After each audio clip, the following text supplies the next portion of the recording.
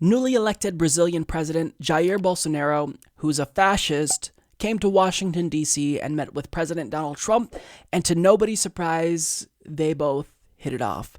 Because there's a lot of similarities between the two of them, and these are similarities that even they recognized. So as Ben Schreckender of Politico explains, the official agenda for Tuesday's meeting between President Donald Trump and Brazil's Jair Bolsonaro revolves around economic cooperation and the toppling of Venezuela's Nicolas Maduro. Unofficially, the visit marks a milestone for what some see as an emerging new world order of strongmen backed by right-wing insurgencies. Supporters of both presidents are using the occasion to stitch together the populist movements that propelled each man into office.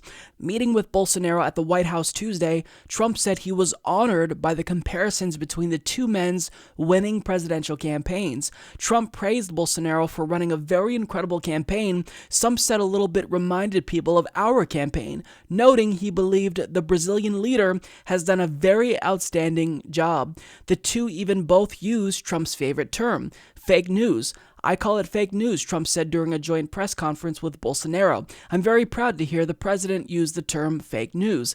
But the like-minded love fest began days earlier. On Saturday, Bolsonaro's youngest son, Eduardo, a member of Brazil's Congress, exchanged compliments with Trump's former chief strategist, Steve Bannon, in the basement of the Trump Hotel, then showed up in the lobby with a green hat that declared, "Make Brazil Great Again."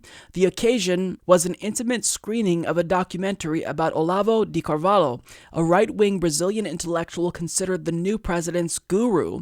The next night, all three men attended a dinner at the Brazilian ambassador's residence, where the elder Bolsonaro decried communism. The specter of socialism is also a favorite new theme for Trump, and a group of pro-Trump intellectuals schmoozed with members of Brazil's cabinet.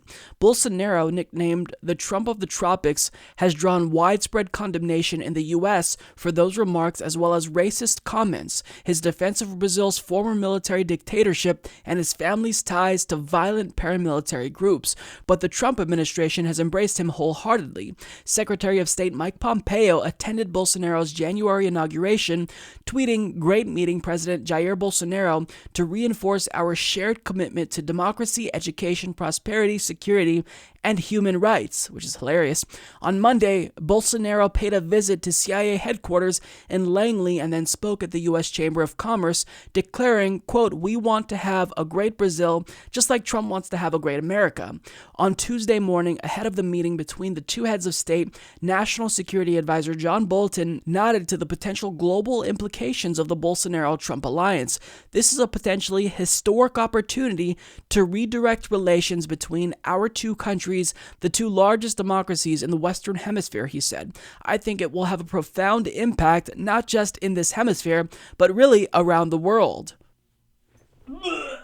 That to me is not surprising at all, because Donald Trump himself, like Jair Bolsonaro, has fascistic tendencies. I don't think it's unfair to characterize Donald Trump as a proto-fascist, because he is. But the difference is that Jair Bolsonaro is a little bit more open about his fascism, whereas Donald Trump tends to hide it a little bit more and uses more dog whistles.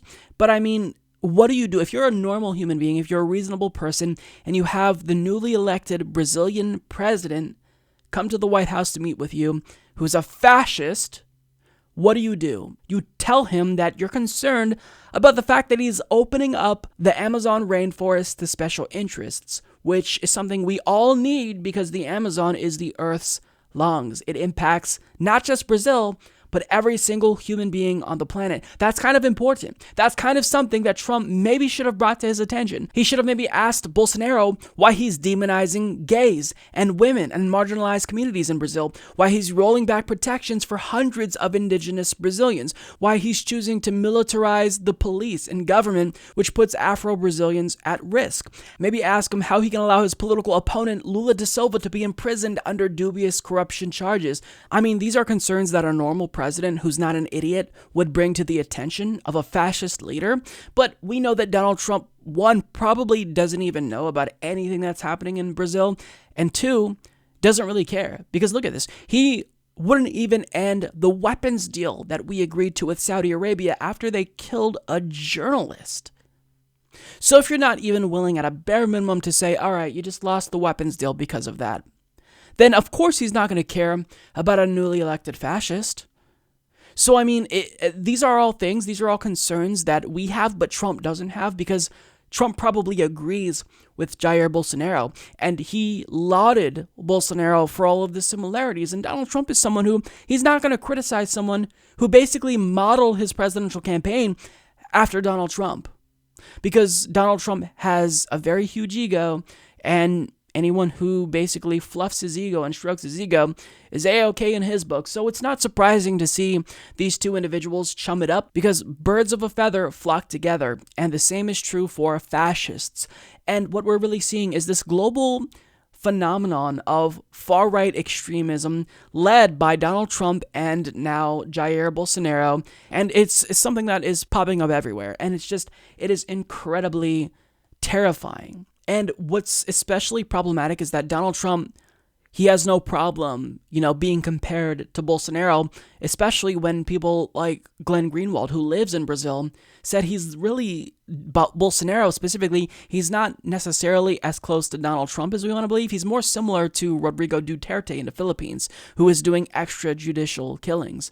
So, I mean, you would think that someone as openly fascistic as Bolsonaro would maybe make Donald Trump want to pump the brakes on overwhelming praise. But again, Donald Trump, he has no self-awareness whatsoever. He's unintelligent, so I'm not surprised by this at all. Subscribe if you like this video, folks. Mike's tremendous, and he's doing a really, really good job. Many people are telling me about how wonderful the Humanist Report is. Bigly.